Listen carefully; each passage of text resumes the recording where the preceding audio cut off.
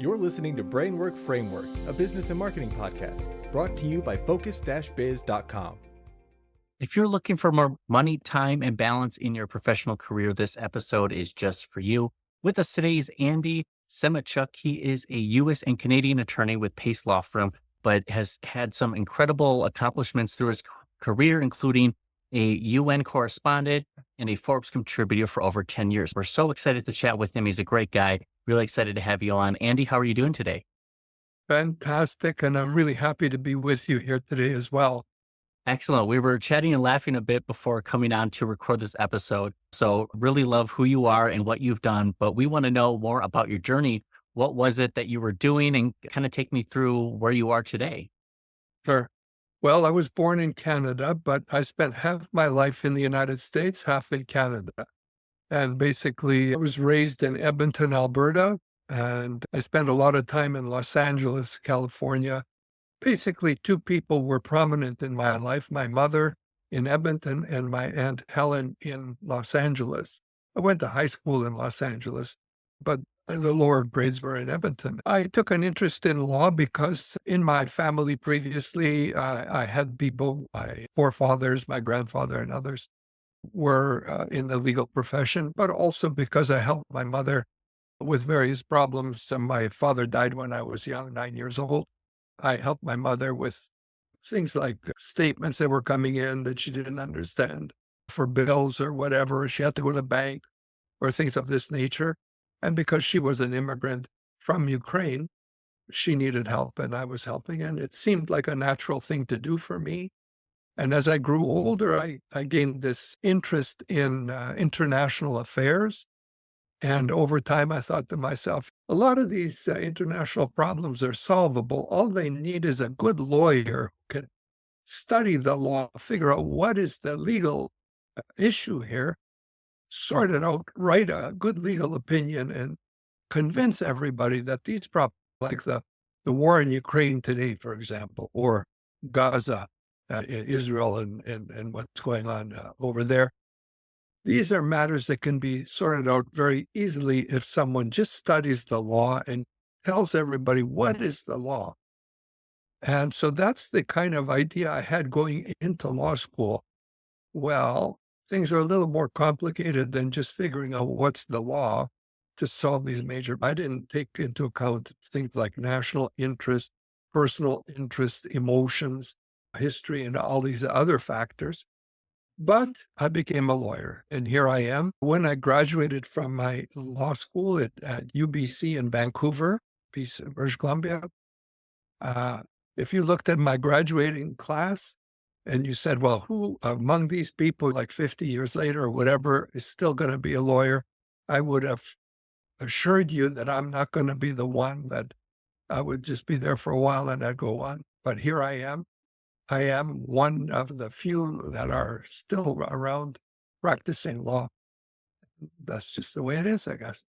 That's an incredible journey. And thank you for stepping up to the plate, seeing a problem in the world and taking action to solve it and educate and communicate that to the world, because it is important. And again, the world will be a better place if, one, we communicate better. And there's people like you who want to solve problems out there. We appreciate that. And a big problem today is just the younger workers, or even millennials that are my age, who are in their professional career. There's never enough money, never enough time. And they're trying to find this balance between work. And I'm sure it's different for people in America, Canada, Europe, or across the world on how their standards are. But you've kind of dedicated your life to this. What is your advice? Take us through everything. Don't spare any detail. Take us through what it's like to save more money, time, and balance. Okay, well, you've hit right on a theme that's in my book, The Young Professional, which I wrote especially for people coming into the professions, like engineering, law, medicine, whatever the profession might be. And I wrote the book because I helped over 10,000 people in the course of my career with various legal problems, especially young people. And I noticed these three themes usually. I would venture the bet that most people that are listening to this podcast are struggling at least with one out of these three, and maybe more than one of these three themes: money, time, and balance, as you point out. So let's talk a little bit about each one of those. Let's start with money. It's my observation that the key to making money is to provide the world something that it doesn't have right now. And a key to that is you got to ask yourself, what are you good at? What can you provide the world that the world is missing today? And more specifically, you got to ask yourself, what is your unique ability? And my belief is that every person has a unique ability. What I think is a God-given unique ability. And the key to life is to find your God-given unique ability and to put it into the service of others. That's what I think is a major purpose in life. Now, since it's your unique ability, it means that you're better at it than probably most other people. You may not be the best in the world, but you will certainly be one of the better ones and possibly best or one of the best in the world if you're focusing on your unique ability. Another way of putting this is, it was a secret that a friend of mine who was a physics professor, one of these professors at York University here in Toronto, who was in the physics department, nuclear physics. And I was talking to one day, his name was Yuri. I said, Yuri, how can you work in this field? It's so complicated. Like, you got to be a genius just to work in the field. And he said, well, what I do is I focus on one area of physics, one little area, and I study it. And over the years, I've become an expert in this one area, and I'm known for my expertise. And people come to me because of my expertise, and this is how I've made a name for myself. And I thought, gee, this is an answer for anybody. If you take an area small enough that you can become an expert in it, I think there's not an area in the world that you can become an expert in and become possibly the most known person in the area if you don't study it, let's say, for 5 years. It's certainly true in law. If you pick a legal area and you studied it, and you study it for 5 years, believe me, you'll be one of the leading scholars in the area. So that's the way I think to make a goal. Now, luck has a role to play in this. You win the lottery, you're born to someone who's a wealthy person and passes the money on to you. You marry someone who's very wealthy. These are other factors that influence your life. But I'm talking about those normal people, ordinary people, who are trying to make a go of it in their life and what you can do. I believe that's the formula. So that's money. As far as time is concerned, a key in innovation, I believe, or a key insight into the area of how do you find more time in a busy day to do the things you need to do. The answer is organization, and the key thing is the 80-20 rule. Most people know about the 80-20 rule or have heard of it, but they don't know enough about the rule or don't apply it enough. And the 80-20 rule basically says that 80% of the results about anything you're trying to do are going to come from 20% of the factors you're putting into the equation. So, for example, in a club, 20% of the people will do 80% of the work. In an organization like a law firm or a business, 20% of the people will bring in 80% of the revenue. 20% of the people in Canada own 80% of all the wealth in Canada, and so on. Now, the numbers may not be exactly right. It might be 10 and 90. It's roughly. But the great breakthrough that I learned about this formula was from this guy, Jim Rohn, who is a very famous speaker in the United States. They called him the business philosopher in the United States. And he converted this idea into something more useful. He suggested that when you're looking at a problem and you want 80% of the answer, look for 4 or 5, maybe 6 things that are the key things to solving a problem. And any problem, no matter what it is, there are 4 or 5, maybe 6 things that are the key to solve. They'll give you 80% of the results you're looking for. And you can get into this in much, like I could talk about this for an hour, but this is the basic gist of how I look at that issue of time. Time is about organization and priorities. No priorities means trouble with time. You have to have priorities, and priorities are something that are based on values, and values are always subjective. So it means your priorities matter, not someone. If you don't have priorities, believe me, someone has priorities for you. So you got to figure out what are your priorities. So that's time. And then balance is another key concern for a lot of people. And in the area of balance, I look at it like this. You're either take your car and look at a tire. You're either a tire or you're a flat tire. A flat tire is a person without balance. Okay. And if we take that analogy, if you take a circle, imagine a pizza pie or just a pie, apple pie. You're going to divide up the pie into little chunks. So each one of those little triangles would be representative of your values, whatever values you have. Now, as to values, I cannot tell you what your values are. You cannot tell me what my values are because they're subjective by and large. However, there are a lot of values that people hold, relatively speaking, in common. So truth might be a value that most people would. Life, love, these are kinds of values that people hold in common. But the kind of values I'm talking about are things like, for example, health or spiritual values or entertainment or work or whatever, things like that. You have to go through your life and identify what are the values that are key to your life. In my life, the values such as these are important. One is diet, one is exercise, one is rest, one is family, one is entertainment, one is accomplishment. Let's say these might be the kind of things I'm talking about. Integrity might be one, honesty might be one, sincerity might be one, compassion might be one.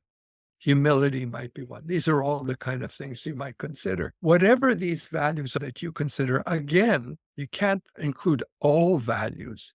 You got to prioritize what are the key values for your life. And once you identify those, you put them into the pie as little sections of the pie. Now, the way this would work is like spokes that come out from a bicycle tire. Each spoke might be one of these values, and you can measure how well you're doing on a value by measuring from 1 to 10, 10 being the outer edge of the spoke, 1 being near the internal hub of the spoke, how well you're doing. So let's take one value. For example, nutrition. How am I doing on nutrition? Okay, I got a bit of a stomach here. Sometimes I have some ice cream and stuff like that. And I just had a little piece of chocolate today. So maybe instead of 10, I'm only at a 6 or 7, right? But for example, in the area of maybe work is a value, okay? I work hard, I'm devoted, I'm sincere, honest in my job. And so maybe I'm a 9 when it comes to, you figure it out for yourself where you are on each of those spokes. And then what you do is you just put the points on the spoke and then just take a line and connect all the numbers around in a circle. And if you're a flat tire, you're out of balance, buddy. And if it's a circle, well, you're in balance and you're doing well. I feel like most of our bicycles are going to look just like mountaintops, where it's like 6 to 7 and 0 and 1. Yeah, they do. It's very hard to balance. Now, some people, for example, Van Gogh was a genius, and nobody painted like Van Gogh. So what he did is his life was out of balance because all he did was paint. Like his brother had to look after him and look after all his costs and everything because he was a disaster otherwise. You can compromise balance for a time period. For example, when I went to law school, I had to spend time studying law. And as a result, I was out of balance when it came to exercise and diet and sleeping and so on. For a while, to achieve a great goal. so long as you understand it's for a while and eventually you got to get back in balance. That's something you can do. But that's the way I see life in terms of these three factors. So important. When we're making those short-term sacrifices, we're kind of looking at the end goal, the long-term gain.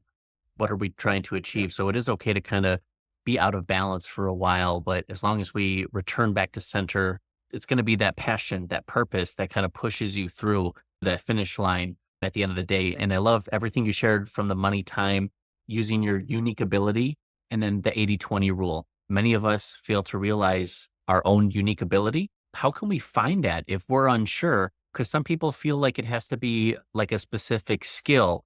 I guess for me, like I always felt my ability was communication, customer service, connection with people.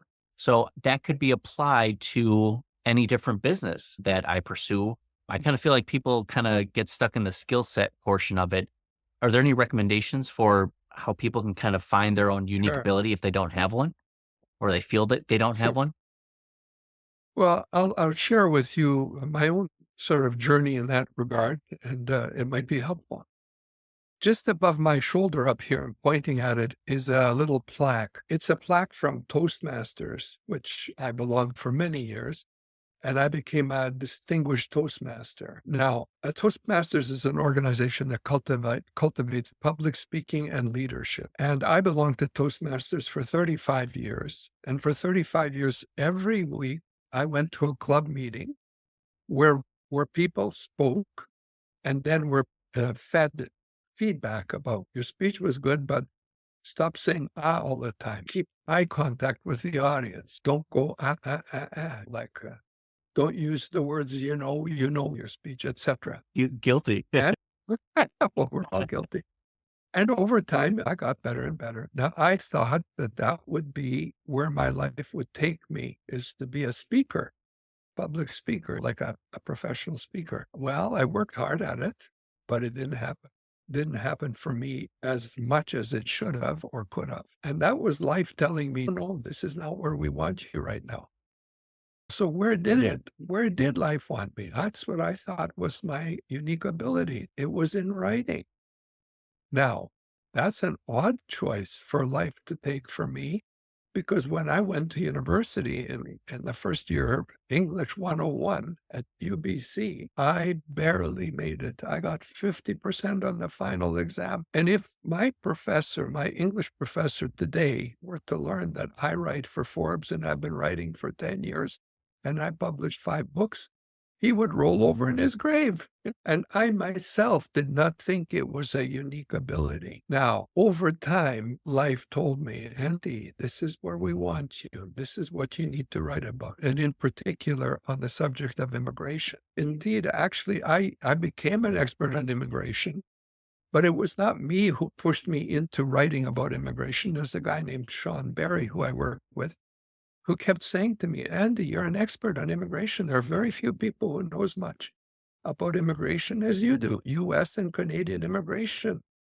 Write about that. And so I did. It's like I do this all the time. I know, start writing. So I wrote about it. And sure enough, for 10 years, I've been a Forbes editor, not editor, writer, contributor, write articles every month for Forbes. So that's an example of how life takes you to where you need to be. However, I find this work to be, for me, one of the highest things I can do in life. It uses my public speaking abilities and also my writing abilities and storytelling. You kind of signaled to me in what you said that this seems to be an area where you kind of click as well. Now, if it's for you or not, one of the ways is you will do it even if you don't get paid for doing it, which is what's happening, right? We're not really getting paid, but we're doing it. And that's okay. Yeah, it's okay. We like it, right? Another aspect of it is when you do it, you find time flies by, and we're spending an hour together or whatever it is, and it'll be like 5 minutes. It'll seem to us like 5 minutes when we're come out of it. We say, oh, was that an hour? I can't believe it, right? And another way you'll know is you'll get goosebumps when you're doing it. or your hair may stand on its edge because you're enjoying it so much. And there's a thing called the Wallenda effect. And it's about Carl Wallenda, who was a world famous tightrope walker. And he walked on a tightrope and actually fell off a tightrope in San Juan, Puerto Rico, when he was walking across two high towers, I believe in the 19th. But before he died, journalists interviewed him and they said, "Why do you walk the tightrope?" And he answered this way. He said, "Everything in my life is either a prelude after I walk the tightrope. I only live when I'm walking the tightrope." And this Wallenda effect was also true, or you can find it among some of the top people in the world, people like Wayne Gretzky, the hockey player, where he loved playing hockey. So his whole life was organized around him being on the ice, but everybody else took all his other things and did them for him. So they packed him up, they moved his gear, they transported him to the new hockey arena. Everything was all organized. And his job was to play hockey. Elvis Presley, the singer, also spoke about this. He said that he only really lives when he's on the stage performing. It's called the zone sometimes in sports, or flow is another word for it. And that's all about being in your unique ability. That's how you know it. Yes, there were some books I read that mentioned exactly that, the zone or the flow, where you're just doing what you love, you're really good at it, and time is flying by and you feel the most purposeful. And that's kind of that key to finding one, the money making opportunity, finding Yeah. that balance, and then within the time that you can now achieve, because wow, you're just enjoying it. You're like, work doesn't feel like work anymore. It's just fun, just like podcasting, like, Yes. and you enjoy too. Yeah. Now, like I mentioned in my own life, the world out there had to steer me to where I need to go. And it steered me to this point here with you today. And Is I'm sure for others, it'll be the same kind of experience. Finding your unique ability by yourself is a mission impossible because you're too subjective. People have to also help you find your unique ability. That plaque I got up there, I never would have got it by myself. It was mission impossible. It was other success is never a one-person job. It's always someone behind that one person. absolutely. I always say that no one is ever truly self-made, because there's always people like they're backing you to kind of guide you and push you in that direction. And that was the same experience for me. This was 10 years ago. I was working and my boss's boss, she knew I played in a band, had equipment, and said, "Can you play music at my journey into DJing?" I was like, "This is fun. This is cool. It doesn't feel like work. I can make money from it." And suddenly it created this work-life balance. And I guess I could use my unique ability towards it. But isn't it crazy how those people kind of push us in that direction and lift us up when we need it? It's like life just kind of opens up these doors and it's up to us to kind of look for them and walk through them when we're ready. I'll share a experience about that myself too. I have a high school student working for me. Her name is Irina, and she's from Ukraine. She's perfectly fluent in three languages: Ukrainian, English, and Russian. And she's really a great worker here. 3 years ago, she was in high school, just living a normal life in Ukraine, and thinking that her life was all about living in Ukraine and going to university and having a great life, etc. And today she's here in Toronto with me, working in a law firm in English. How is that possible? What's going on here? It just, life came along and figured out what is going to happen to her, right? And because of the war and everything that's going on there, and the way that war is working is the women and children are out and the men are out on the front fighting. But they're doing their part and the women are doing their part, and so on in the West. But that's an example again of how life comes along and totally. Now, do you want it? Not always. Who wants to go through a war, right? Or a death, or a breakup, family, like a couple breakup or bankruptcy. But even that can be a learning experience or a growth experience if you look at it right. And if you look for what, you got to ask yourself, what are you trying to teach me here? What is it I'm missing? I'm missing something. Yes. Let me take it easy on me. Tell me what is it I have to do. It does, yeah. Even for us business owners, entrepreneurs, we fail 9 times out of 10, but it's the one Yeah. idea we finally get right that finally clicks. And that's the same for many professional career people and just throughout life. Things will be thrown our way, and we just have to overcome those and kind of find diamond or the sunlight at the end, and eventually we will get there. Yeah.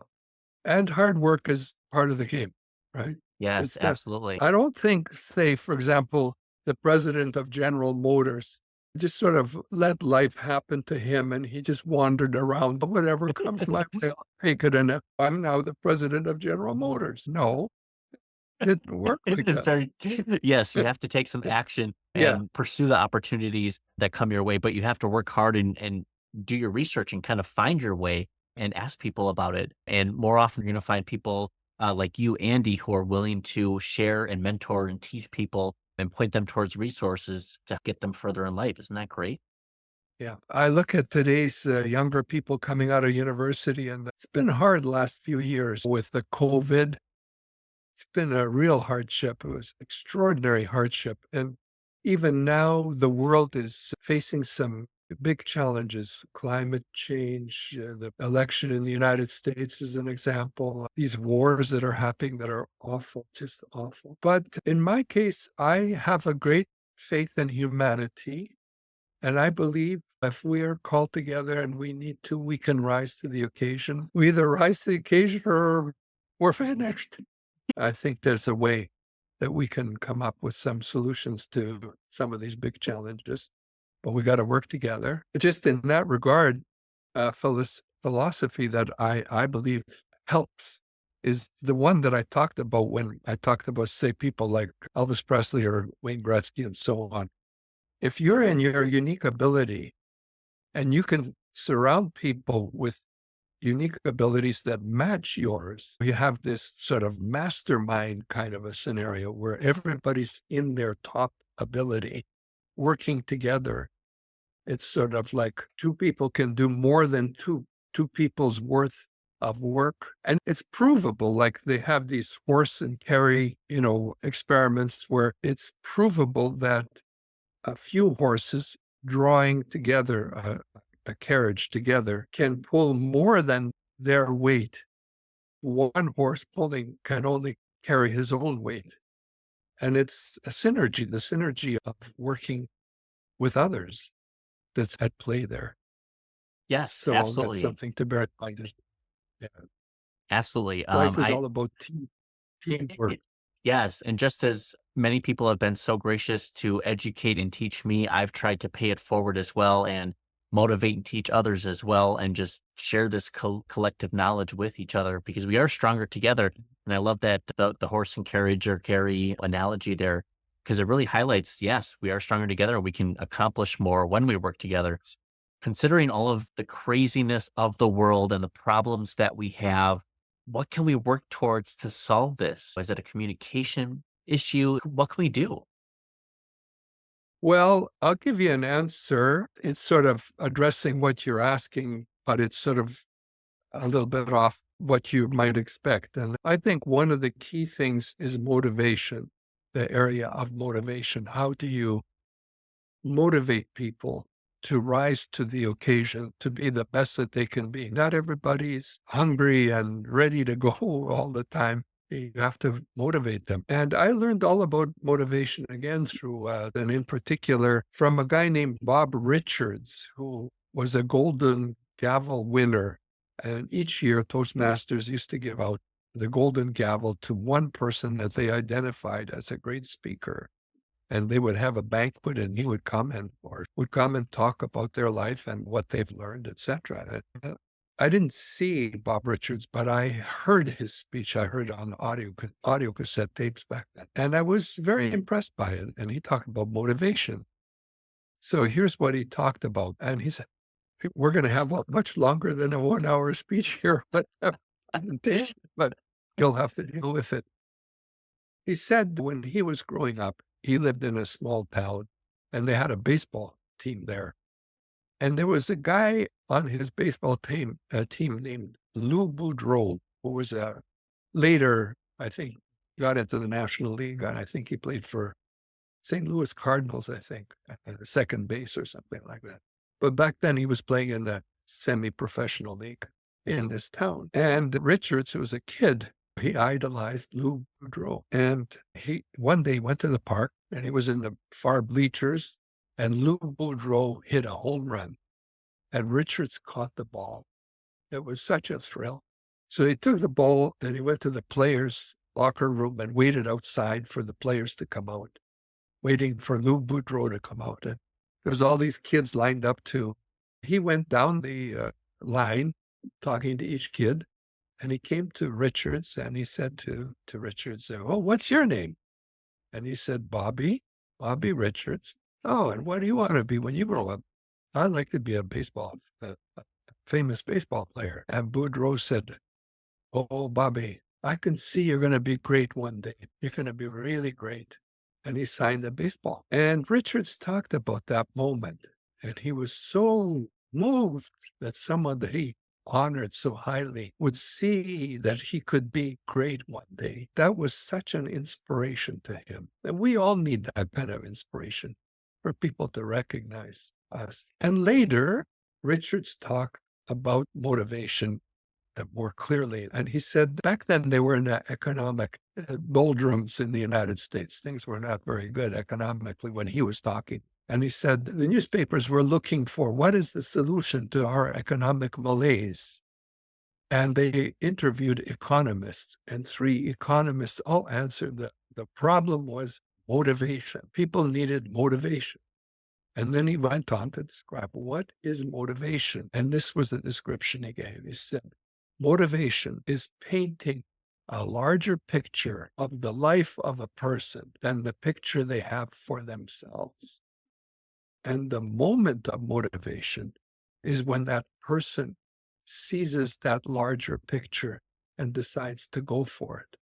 And to me, that's the answer there. Like we might need a bigger picture of the life that we're leading than we have, a clearer picture of the kind of people we can be in, the kind of society we can live in than the current picture we have. That's incredibly powerful. That's impactful.